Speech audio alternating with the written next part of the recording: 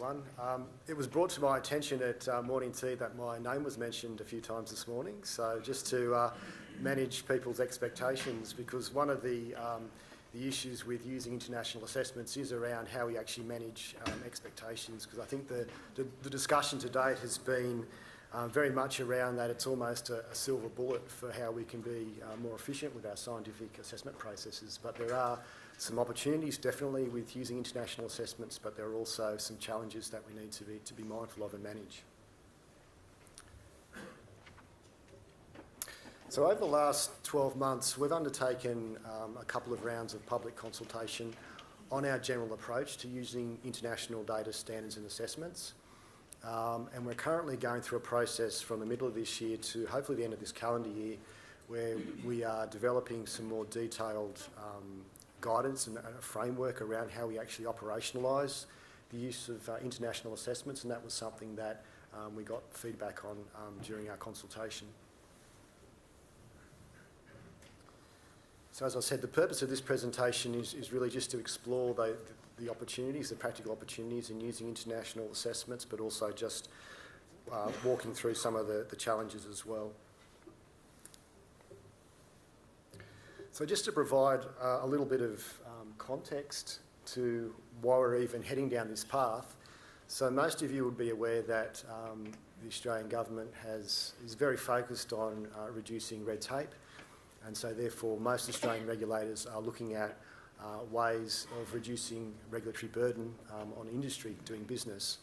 And so there is that big government focus on being more efficient as a regulator. So many of you would also be aware that over the last few years, the APVMA has embarked on a very ambitious reform agenda. Now that's been catalysed largely by the new legislation that came into effect a couple of years ago.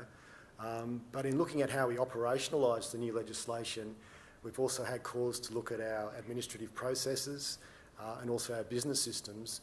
And now we're starting to focus more on the scientific assessment process.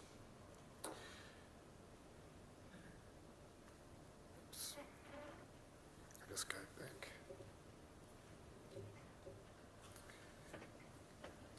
Because as the diagram represents, our scientific assessment processes actually proportionally take up the most time and the most resources in what we actually do. So if we can actually streamline that scientific assessment process, then we're likely to be, well, it's going to contribute more to us operating as a more efficient regulator. Now, obviously, the challenge with, streamlining the science is that how do we actually,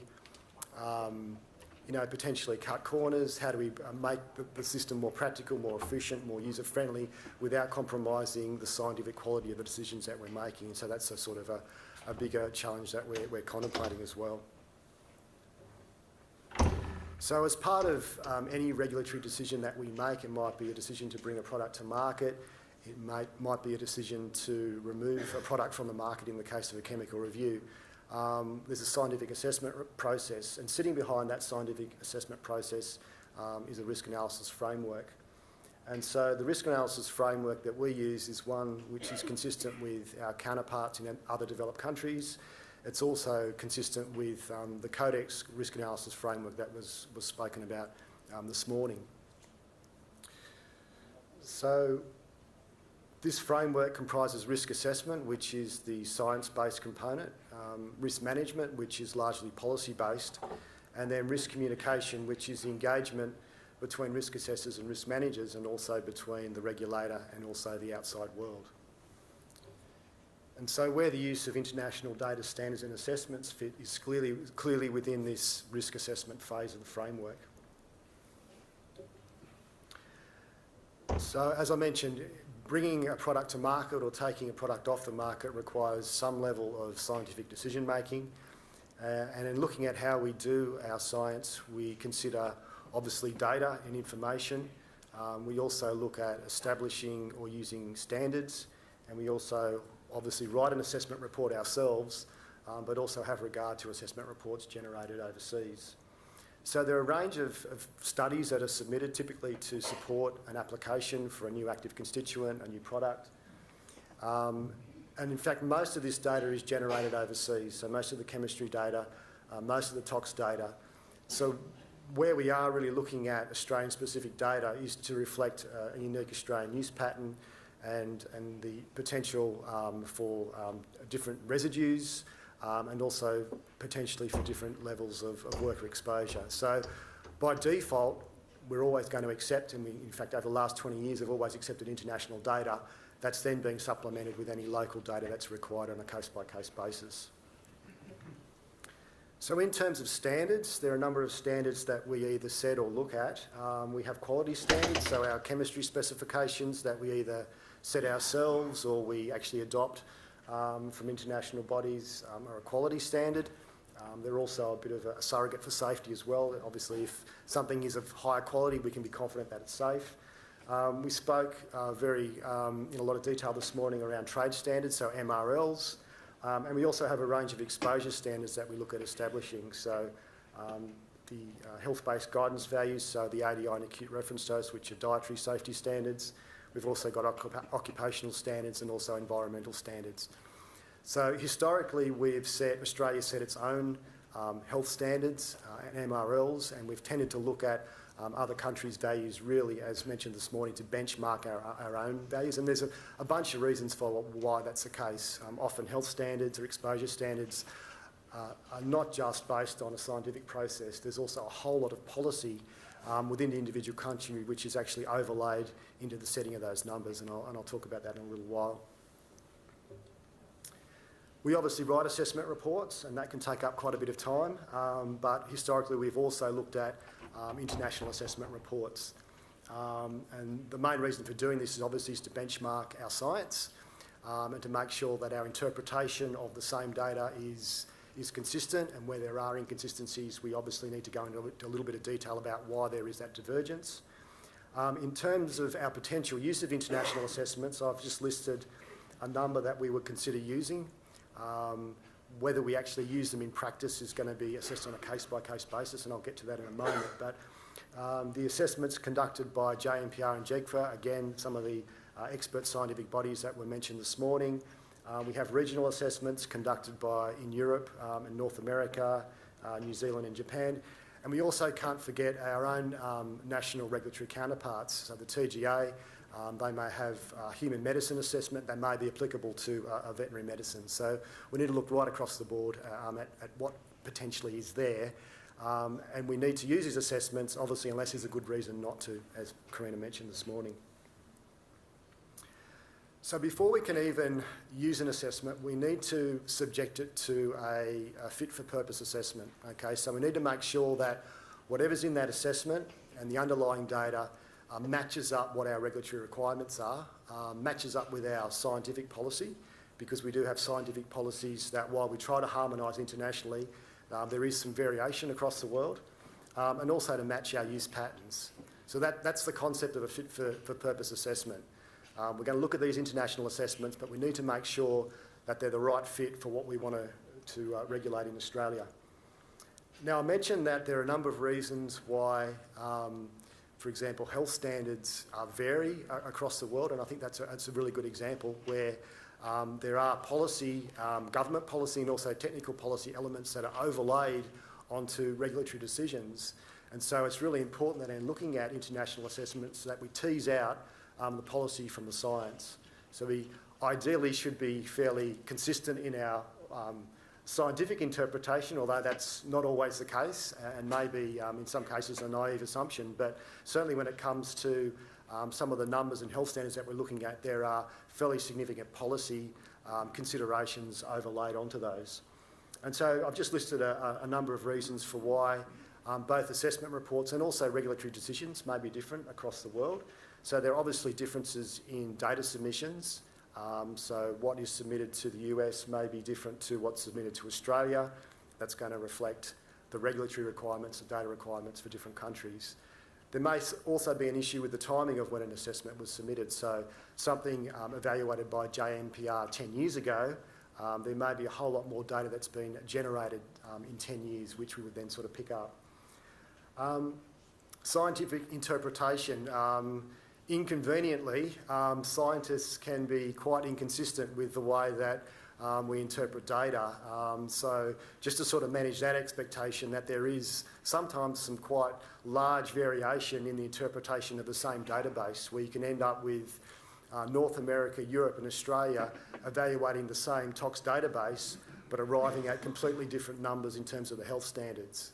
Okay, so that's something to be mindful of. We've got government policy and technical policy. So in North America and Europe, it is government policy to specifically exclude human data as a basis for a health standard. So what you will see in North America and Europe are all their acceptable daily intakes and acute reference doses based on animal studies. They'll still consider the human data, but they'll specifically exclude human data as the basis for a health standard. So what that means is that in North America and Europe, you tend to get more conservative health standards. So a couple of years ago, just to sort of illustrate the differences and in terms of outcomes, a couple of years ago we wrapped up our chemical review of azinphosmethyl, and we were able to preserve the use in Australia, so to preserve the products, admittedly with narrower use patterns, because we had a health standard that was based on human data. So it was far less conservative than North America and Europe, where they based the health standard on laboratory animal data, and as a consequence, uses came off the market in North America and Europe.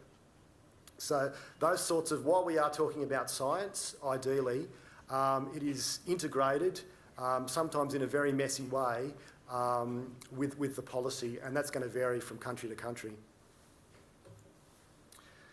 So as I said, we're developing some more detailed guidance around how we operationalise the use of international assessments. And so what I've put up on the screen there is just a general pathway for how we may track. And over the last sort of couple of weeks, we've been having some, coincidentally having some discussions with potential applicants who are wanting to bring products to market, and they've got an international assessment that's been generated overseas, and they're wanting to know whether they can submit that as part of an application.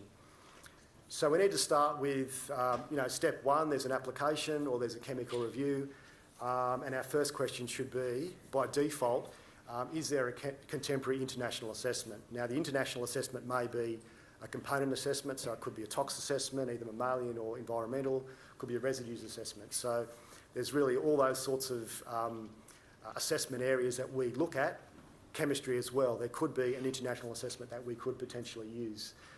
There could also be a whole risk assessment dossier generated in Europe and North America that could also potentially be submitted as well. Now that's obviously going to have the various modules in that. We then need to submit that assessment to a fit for purpose assessment. Now we're currently working through some of the guidelines and guidance for how we might do that, and it's going to be case by case.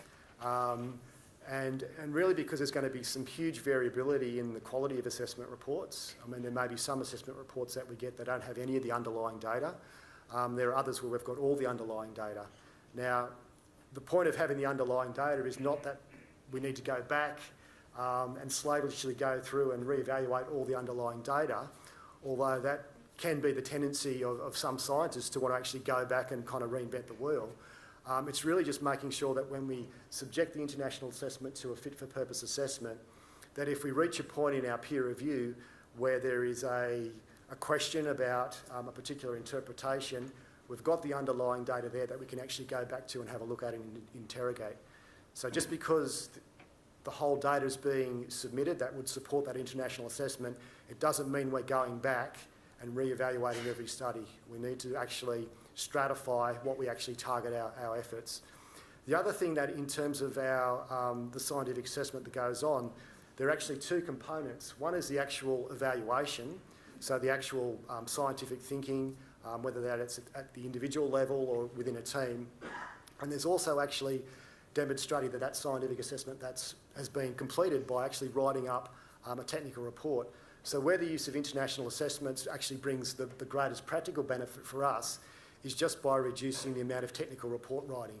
So we still have to do the science, we still have to have regard to the data, and obviously our legislative criteria around safety and efficacy, but we're actually going to cut out, ideally, a large amount of rekeying of data.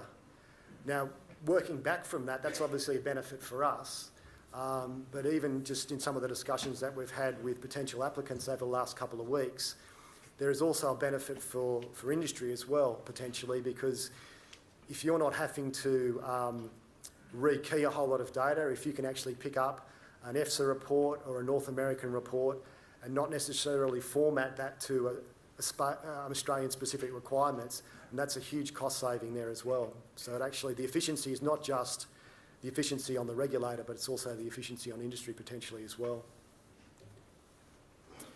So probably one of the obvious questions to ask is how much time savings the use of international assessments may bring.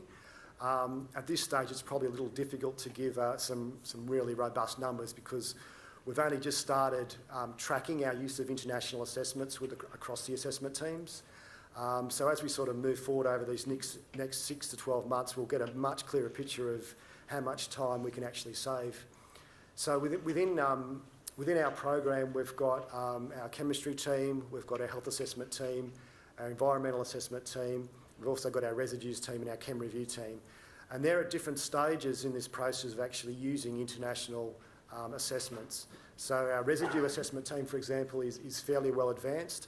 And over the last 12 months, they've started using international assessments as the sort of foundation document for their own assessments, and then layering on over the top of that any specific Australian-specific data or any sort of additional bits of information or conclusions that they need to overlay. Now, the time saving is variable. In some cases, the time saving has been close to zero, and I'll give you the reason for that in a moment, but in some cases, you're actually saving up to 50% on assessment time, which is actually pretty significant. The reason why we've seen this high variability and efficiency at the moment is that it has to do with the quality of the assessment report that's actually submitted to us. So it's really important that if an applicant is potentially going to submit an international assessment, that they make sure that all the underlying data are there, the reference lists are all in order, and that the document is actually searchable and can actually be manipulated. So where the time costs we've seen in the residues team has been around evaluators actually having to go back and do a whole bunch of administrative checks. Now, obviously, at this stage in the process, we haven't really put out really clear guidance on what our maybe expectations are from industry, but certainly that's what we're kind of moving to do in the next few months. Oops, sorry, I've forgotten a very important case study, which is chem review. Something very close to my heart. So over the last couple of years, and the reason why glyphosate is such a great example is because we've got I'm not sure if you've seen, we've got a regulatory position which we published about a month or so ago on glyphosate. Katie Asplin from the Chem Review team is going to be giving a presentation tomorrow on the whole glyphosate story, which will be quite a engaging, and Katie's not here so I can sort of build up the expectation.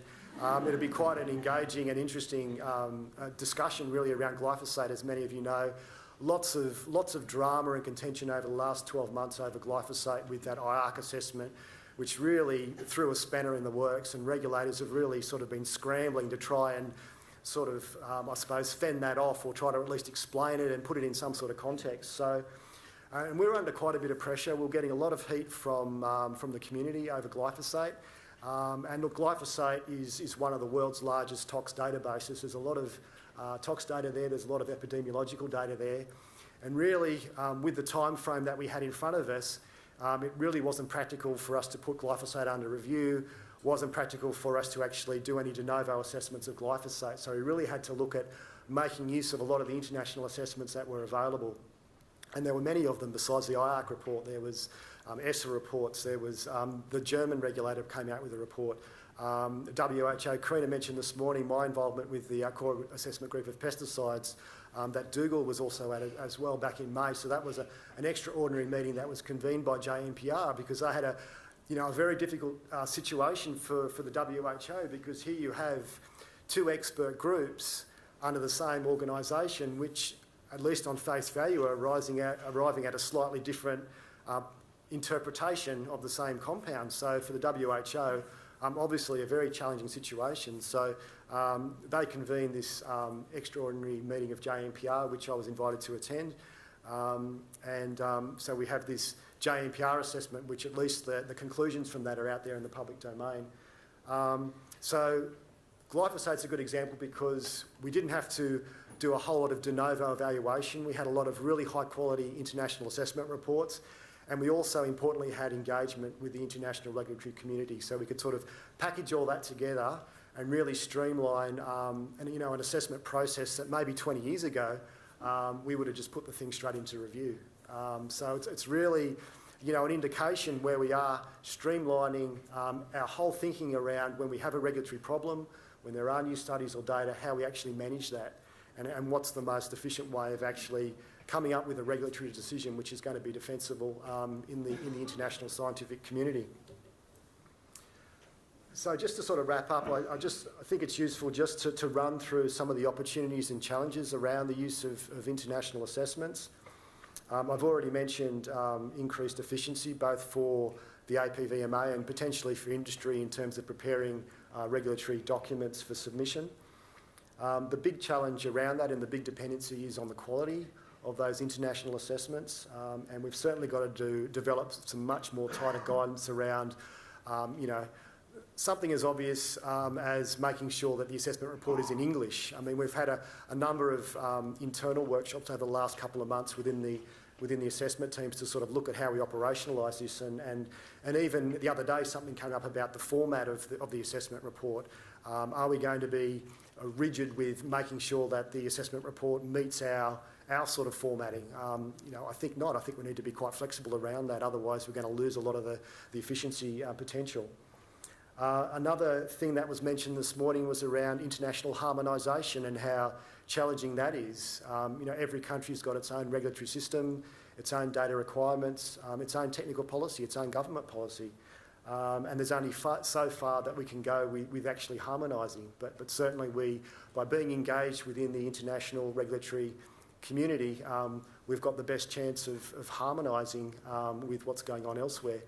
I was only a few weeks ago, but I think in the harmonisation, we've really got our work cut out for us there, because people have been talking about harmonisation for probably the last 20 years. And I was at a meeting a few weeks ago in London. The European Commission's putting together they've got a large project at the moment looking at combined exposure to multiple chemicals, so exposure to chemical mixtures. And it's been driven obviously by the European system. And their expectation is that the rest of the world will harmonise with them. And so we've got these sorts of issues where we need to be engaged with these groups, but we also need to be quite assertive and making sure that our interests are represented. It's an opportunity to innovate and to do something different. I mean, people have spoken about international assessments for many years, but and even if you look on our website, on our guidelines, we'll encourage people to submit international assessments, but we've never really demonstrated in a really clear, tangible way how we actually use them and what the benefit is. So, it's an opportunity to do something a bit different and I guess lead the regulatory charge. The challenge with that is maintaining science quality.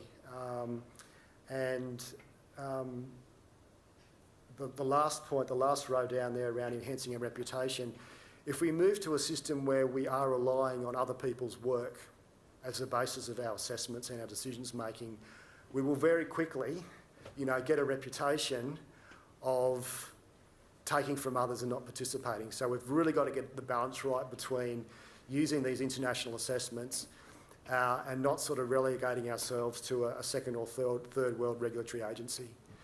Because we will get that reputation if we're just going to simply take from people. We have to contribute. It's an opportunity for international engagement. The session this morning was all about international engagement. If we're going to be using international assessment, it forces us to communicate with our counterparts, because no doubt we're going to have questions about underlying data and particularly about interpretations as well. And all of these things sort of packaged together are going to greatly enhance our reputation.